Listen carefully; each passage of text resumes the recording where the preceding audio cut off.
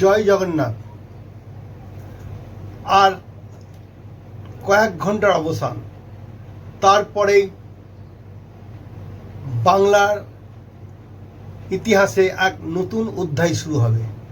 অর্থাৎ পুরীর পর দীঘাতে জগন্নাথের মন্দির স্থাপন হয়ে গেছে, শুধু সময়ের অপেক্ষা। মুখ্যমন্ত্রী মমতা ব্যানার্জি তার দ্বার উদ্ঘাটন করবে। বাংলার মানুষের আবেগ, 10 কোটি মানুষের আবেগ ওই দীঘাকে কেন্দ্র করে মমতা ব্যানার্জির তার পরিকল্পনা মতন এত বড় একটা প্রজেক্ট করলো। অক্ষয় তৃতীয়ার দিন সেটা শুভ আরম্ভ হবে। প্রচুর মানুষ দীঘাতে যায়, সমুদ্র সৈকতে বেড়াতে যায়। এবার তাদের আর একটা পাওনা হচ্ছে দীঘায় জগন্নাথ মন্দির। বাংলার ইতিহাসে এরকম যুগান্তকারী ঘটনা আর ঘটেছে বলে মনে হয় না। শুধু বাংলার নেত্রী মমতা ব্যানার্জি প্রচেষ্টায় এত বড় একটা কাজ হচ্ছে। যখন বাংলার মানুষ দুহাত ভরে মমতা ব্যানার্জিকে বলছেন, দিদি তুমি এগিয়ে যাও, দিদি তুমি উন্নয়ন করো, তখন বিরোধীরা তাদের চক্ষুশূল। আপনারা জানেন দীঘাতে অক্ষয় তৃতীয়াকে কেন্দ্র করে এই জগন্নাথ মন্দিরকে কেন্দ্র করে প্রচুর লোক সমাগম হবে। সেটা কেন্দ্রের বিজেপি সরকার জানে। এখানকার বিরোধী নেতৃত্ব, বিরোধী দল, বিশেষ করে বিজেপি একটি সংগঠন, একটি দল, তারা কেন্দ্রকে বুঝায় যে এত লোক যাতে না হয় সেই ব্যবস্থাটা করুন।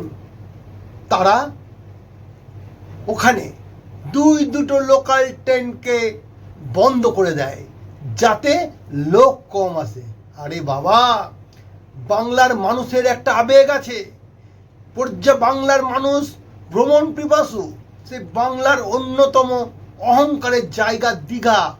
সেখানে মমতা ব্যানার্জি এত বড় কাজ করেছে। আপনাদের দুটো লোকাল ট্রেন বন্ধ থাকলে যে মানুষের আবেগ কমে যাবে? শুভেন্দু বাবুরা বলুন, বলতে হবে আপনাদেরকে।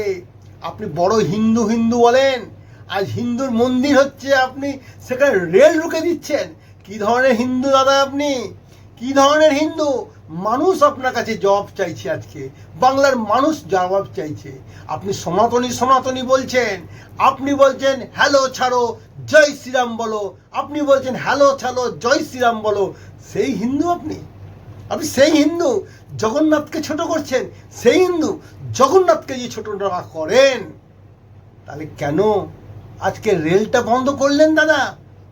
কেন দুটো লোকাল ট্রেন বন্ধ করে দিলেন? আমরা বলি হ্যালো ছাড়ুন জয় জগন্নাথ বলুন।